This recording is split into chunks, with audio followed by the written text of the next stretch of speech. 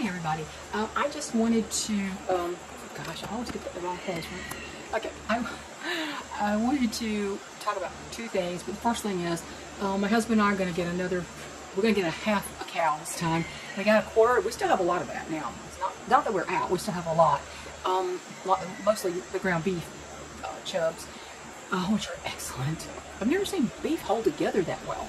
My husband always said he had to have some kind of filler to hold the meat together for like meatloaf and stuff. With this, it holds together. It's strange. It's just an unexpected benefit of this particular meat that we got, this grass-fed beef.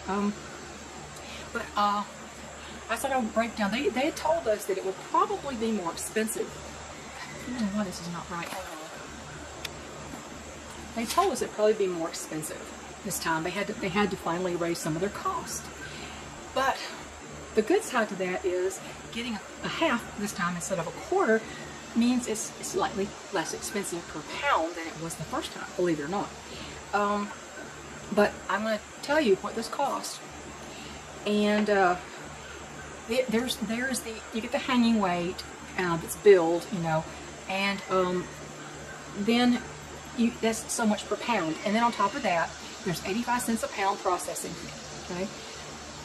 Bear with me, it sounds like a lot, but let me tell you what it ends up being. So the actual per pound, and this is for all the beef, not just ground beef. There's a hawk over there calling. Ground beef, it's all the same price as the ground beef. It's all the same. If it's ribeyes or filet, you know, filet mignon kind of things, fillets, or chuck roast, or arm roast, or anything, brisket, flank steak, cube steak, all of it is exactly the same per pound cost. So there's a price per pound and there's 85 cents per pound processing. On top of that, there is a $20 kill fee. That did go up $10. Last time it was $10, now it's $20 for the kill fee. That's just not per pound, that's just $20. And the fee surcharge, they charge you a fee surcharge depending on the cost of their feed during the period that your cow is being grown out. And that did not go up. That's $22.50. That was the same last time. So the per pound for all the beef, including the 85 cents per pound processing fee, comes out to $4.50 a pound for all that beef, all of it. They have short ribs, and if you check, you know, there's some parts that you can get free. You can get the bones free, the fat free, or the liver, or the heart. They just throw that in for free. If you want, you just have to check a box and say you want that. And I think we checked the box that we wanted the liver. Not that we eat liver, but I keep it around for certain problems. We have a bird that has leg injuries or something. It's like it's a lot of iron, so I can't give them much, but it's a big hit of B vitamins, and I always include a little bit of liver in with some scrambled eggs when they're recovering from a leg injury. So the total, including everything, came out to $17.95. I think it was 389 pounds of beef or something like that. It's just almost 400 pounds worth of beef. And we had to put down a deposit, which we did, of a couple $100. The total with the deposit and everything was $17.95 for a half of a cow. You can't touch this beef for this price. This is grass-fed beef. Yes, it's grain finished. Some people don't like the taste of the grass finished. And the grain adds to the fat in the meat at the end, which is a good thing, actually. So I'm very pleased with their beef. It actually came out to about 10 cents a pound cheaper this time, probably because we got the half instead of the quarter. And I really didn't expect to get any more this year because I thought they were done, but they had a few extras. So I just wanted to let you know about that. And yeah, I'm very pleased with the beef. Best beef I've ever had. No strange things in it. Nothing weird. No antibiotics. You know, grass-fed on their pastures. Good stuff. So I want to talk to you a little bit about doctors and cholesterol. I am now going to be looking for another medical provider. Now this person that I have, medical provider, like many these days, is just a practical nurse. She's not a doctor. I'm going to be looking for a doctor. And I haven't had any real issues with her until she got a little bit miffed about me wanting to talk about the sort of deceptive way that they talk about cholesterol with you. My background is I never had high cholesterol until about 23 years ago, when at the same time my thyroid went wacko. It's the only way I say it. My thyroid malfunctioned, and then the cholesterol began to go up, and also I started taking the Synthroid, and that leaches stuff in your bone. I mean, it's a whole thing because of the hypothyroidism, and that's my only medical condition. I don't consider cholesterol to be a medical condition, and I'll have to explain to you why. I have to go annually because I don't get sick, so I only go because if I don't go for them to see me in person once a year, they won't renew my prescription for my drugs, right? I told my husband, I said, I think I might have to start getting those from another country because I could get a lot of other stuff without prescription from another country. If it turns out that I can't really, well, you know you can't trust the medical establishment. COVID has proven to me that they, as a whole, now there are exceptions, as a whole, their loyalty is to the corporation and to their own behinds, saving their own behinds, not to the patient. Their first priority is not the patient. I don't care what they say, what they do says otherwise. And when you hurt your patients in the name of not causing yourself trouble, I couldn't, that to me shows a lack of conscience. But if I ever had any faith in the medical establishment before that, it's been all gone since the contagion was released on us. So, my cholesterol, for a while, I had a doctor who puts my cholesterol number hit like 210. And she said, well, it has a lot to do with your thyroid and your being on Synthroid and whatnot, because, you know, and it probably was going up a little bit because I was eating a lot of grains and fruits and things like that. But cholesterol in your food does not equate to cholesterol in your body. Your body makes cholesterol. It's a necessary thing. So, it's always been right there. And she put me on a statin, and of course it dropped down, a very low dose statin. And after I researched statins, and I didn't want to go on it, I said, let me try for 6 months to get it down with my eating. And I researched what foods are supposed to lower cholesterol, and I eat that, like oily fish and things like that. Well, after 6 months, she said, yeah, you do it for 6 months, and then if it doesn't work, well, guess what? It went down, I think, 3 points. 3. It was like, I don't know, it's 210 or something like that. And she put me on the statin. Well, after I researched the statins, I realized I don't want that because they only lower the risk of a heart attack by like 1%. But they have innumerable risks associated with them. But boy, they like to prescribe those things. So I dropped them. And I thought, you know what? Especially, I dropped the statin after I began eating ketovore. Ketogenic ketovore. When I say that, I don't mean all the keto snacks in the stores. That is junk food. They stick the word keto on it and people are like, oh, this is good for me. Not necessarily. Eat real food, not bars and stuff like that. Eat real food and eat the edges of the grocery store. Just if you want to go into better health and you don't really want to go full on carnivore right away, I advise you to start with eating the edges of the store, the vegetables, the fruits, the meats, the real foods that don't have labels on them. Of course, everything has a sticker on it, but you know what I mean. They'll have ingredient labels. It's like an apple may have a sticker on it, but it's an apple. It doesn't need an ingredient label. But anyway, so that was the saga with that. When I started eating carnivore, I started losing weight automatically. My weight was regulating itself without much effort, and I felt fine and all that kind of stuff. So I quit the statin. It was the lowest dose you could get on anyway, and I thought, well, it's not going to kill me. You don't have to wean off of something that's just a tiny little dose, so I just went ahead and stopped the statin. And, you know, in eating this way, I ate more fat. My fat content, animal product fat went up on purpose. And it helped my skin. It helped a lot of things. Not that my skin was terrible, but, you know, it had breakouts here and there. I don't really have breakouts anymore. I know by my age you shouldn't be having those at all, should you? But your food can make you do that. So anyway, so I go in this time, and they draw the blood, and they're going to call me back and tell me my results. Well, this woman called, wasn't the practical nurse, it was her assistant, her whatever, that calls all the people. And she calls and she said, well, all your numbers look good, except your cholesterol's a little elevated, and you need to eat a heart-healthy diet. And I said, well, what was it? You know, what's the number? And she said, oh, it's 247. I said, that's nothing to worry about. I think I shocked the heck out of her. And I should have said, wait a minute, what is my HDL, which is called the good cholesterol, and what is my triglyceride level? Those two things. Now, before I go any further, I'm not giving you medical advice. I'm telling you my situation of what I found out, what of the what, okay? I should have asked her right there what those things were, but I didn't. I thought, well, I'll go onto the patient portal and I'll look at my report and see what they ended up being.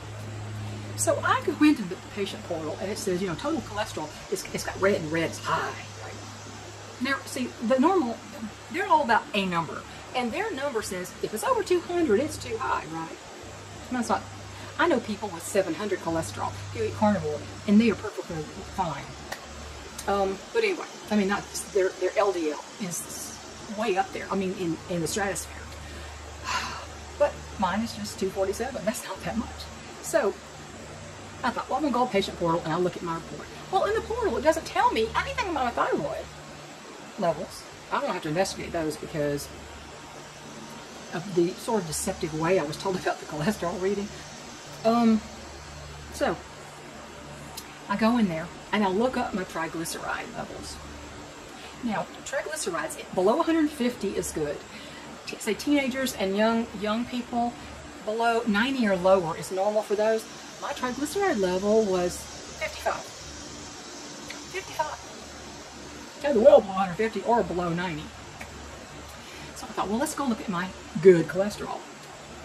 My good cholesterol. Now, I don't like the good cholesterol, bad cholesterol thing. But just take my word for it. HDL and the HDL, the good cholesterol, and the triglycerides are the two numbers that are most important there. I remember it's not a number, it's a range actually. But so I go to look at my HDL, my so-called good cholesterol. That says that's supposed to be 60 or more it says very good. 60 or more is very good. My HDL is 60. Okay. So perfect. Triglycerides are perfect. HDL is perfect.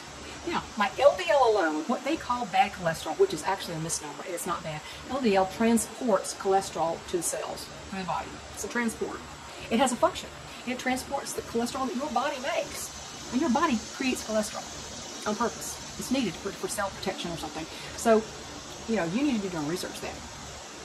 But first it said my LDL was 176. So let me see, what is it supposed to be according to them?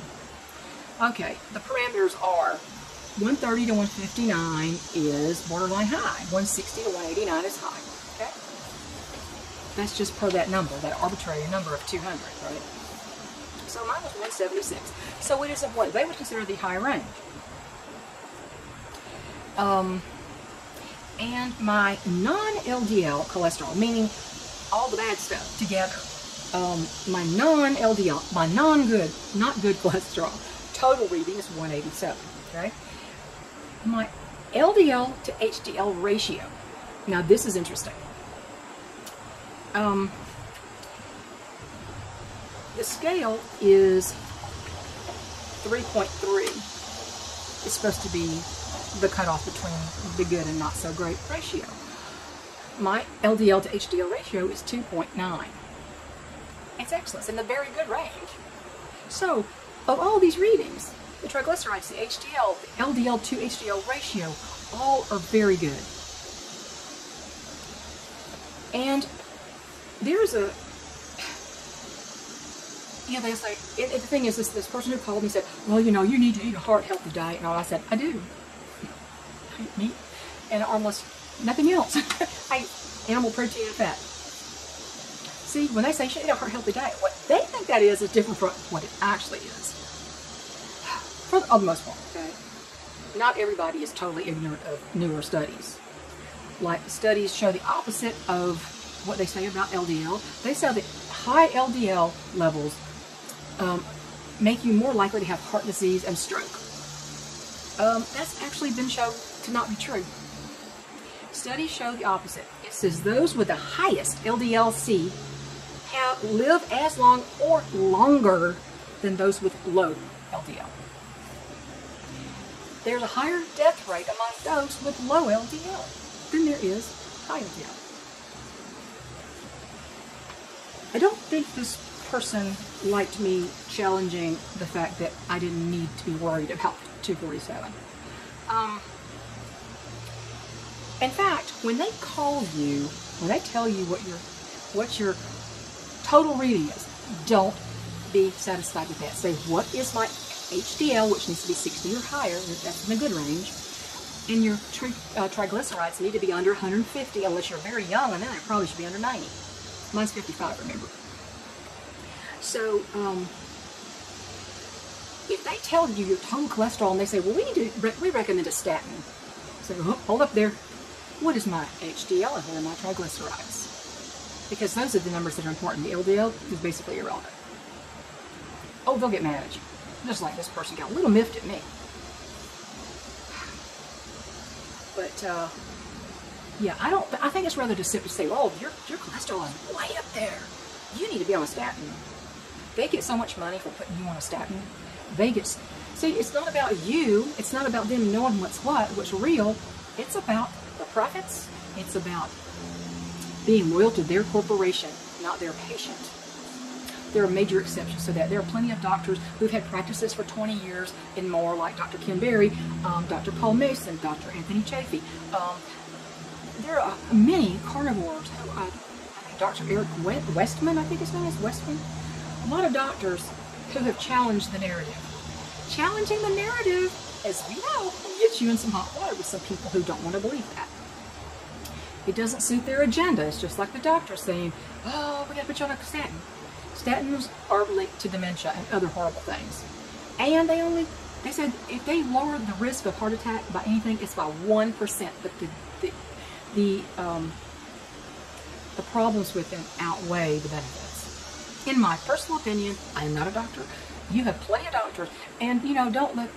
These are not YouTube doctors. These are people who have private practices for years, and they actually are practicing doctors. And they have their patients' well-being in mind, not the corporations. So I think it's very deceptive of people to say, oh, your total cholesterol is this and you need to go on statin. Don't settle for that. What's my HDL? Where are my triglycerides? I want to know that. Don't let them snow you and basically trick you into taking these drugs. These doctors make more in kickbacks from pharmaceutical companies than they do in their salaries, according to my late Hope's cardiologist. I think it was a cardiologist. She died of heart failure, basically. She said she had an accident in the bathroom, but honestly, I think her heart was only at 20%. Imagine that, her heart functioning at 20% anyway. And then just high stress levels of her life on top of that. So, anyway, I just wanted to mention that to you. Don't think, well, he's a doctor, he knows more. Yeah, he might, but he might not, or she might not. So I am firing my practical nurse. And, of course, I have no markers for heart disease. I've never smoked. I don't drink. I've never been a drinker. I have fresh air and sunshine, and I eat organic foods from my own chickens. And, grow. If I do eat vegetables, it's stuff I grew.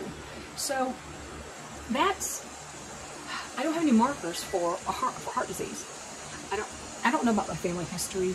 My entire family were alcoholics, okay? Grandfather, grandmother, mother, with good reason she was a drinker. I know people say there's no good reason. If you had the life she had, you might say otherwise. But I just want to go back in there and mention that to you. And I want to tell you about the beef. And so eating all the beef, butter, bacon, and eggs has not hurt me a bit.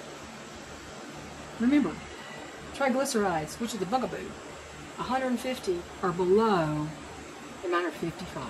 And for young people and teenagers, below 90 is normal for healthy kids. Mine's 55. LDL. My LDL is 60. 60 or above is very good.